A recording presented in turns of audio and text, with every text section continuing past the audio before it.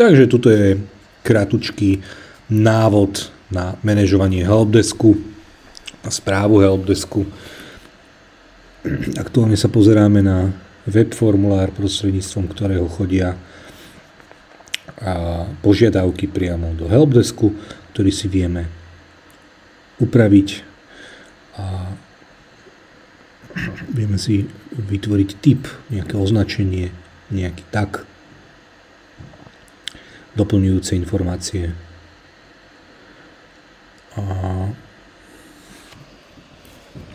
Helpdesk aplikácia v podstate nahradza štandardné riešenie mailov, takže pri vytvorení si viem vytvoriť a špecifikovať zákazníka v uvedenom poli, vytvoriť zákazníka alebo vybrať existujúceho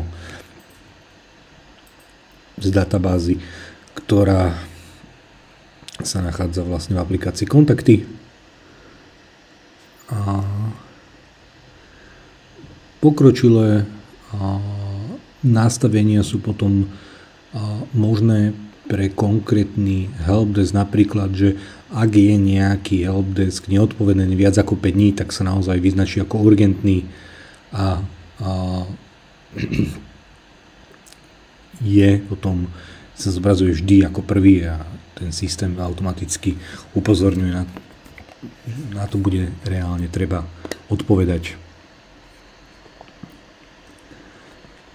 Takže aktuálne máme prehľad aj stavov, aj konkrétnych tiketov.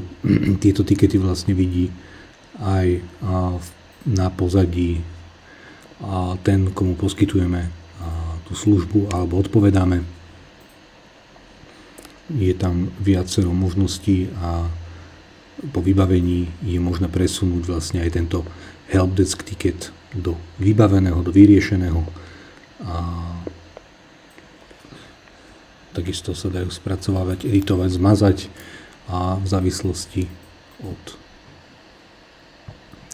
požiadavky je možné aj zobrazenie vo viacerých prehradoch a reportingoch, čiže vybavené, nevybavené, v akom období boli vybavené, na akom zákazníckom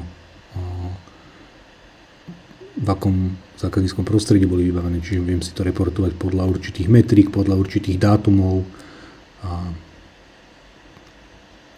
viem si teda pozrieť analýzy požiadaviek a už konkrétne aj typy, či to je otázka, alebo to je niečo na vybavenie, je to hľadanie, ubytovania alebo povolenia na pobyt. Tuto máme konkrétneho zákazníka, ktorý má helpdesk týmto spôsobom nastavený, respektíve poskytuje poradenstvo pre ľudí z Ukrajiny, tak takto sme im nastavili a customizovali helpdesk. Je vhodné využívať vlastne pri odpovediach na helpdesk aj AI, ktorý nám pomôže rýchlejšie vytvoriť mail. Aktuálne vidíme už rozdelené kontakty na zamestnancov a nových partnerov a teda zákazníkov, teda tí, čo nám dávajú a posielajú požiadavky. Ten rozsah tých dát, ktoré sú uvedené v partneroch a údajoch o klientoch, vieme editovať, čiže ak potrebujete niečo naskenované od nich, či už vysokoškolský titul alebo nejaké povolenie na pobyt, tak vždy je tam priestor mať a vytvoriť to pole aj bez zásahu programátora v tom module kontakty a ono sa to vlastne prenese a štandardne zobrazuje pri všetkých kontaktoch.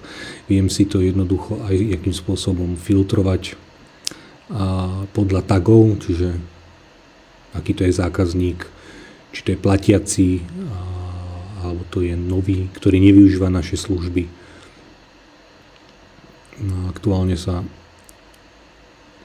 pozeráme takisto na reporting helpdesk. Takto jednoducho sa dá aj otvoriť ten helpdesk, nemusím tú aplikáciu priamo hľadať. Stačí lomítko a napísať helpdesk. Pozeráme sa na možnosti reportingu, na základe ktorých vieme vyhodnotiť tie požiadavky. Aktuálne pozeráme hodnotenia z pohľadu zákazníka, kto bol spokojný, nespokojný. Vždy pri uzavretí tiketu teda príde, že nejaké ohodnotenie, ako bol ten tiket vyriešený a vidíme aj nejakým spôsobom teda pochvalu v tomto prípade, a či už nejaké negatívne alebo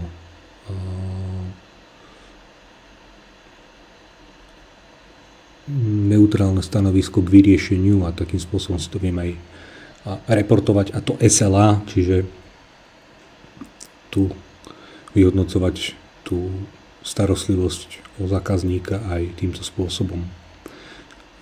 Viem si tam reportovať aj kto uzavrel ten tiket, čiže ak mám nejakého zamestnanca, ktorý má dlhodobo tie helpdesk požiadavky vybavené tak, že tí zákazníci mu dávajú zlé hodnotenie. Viem si to vyreportovať, viem sa s ním o tom nejakým spôsobom porozprávať a zistiť, z akého dôvodu, aby zvýšil teda kvalitu odpovedí na tie tikety. Takže vidíme, že tam je možné vytvoriť aj viacero oblasti pre odpovede alebo viacero oddelení. Aktuálne vidíme, tu si editujeme, že 8 hodín do konca vybavenia toho tiketu sa jednoducho vysvietí ako urgent a systém na to upozorňuje. Musíš na to odpovedať.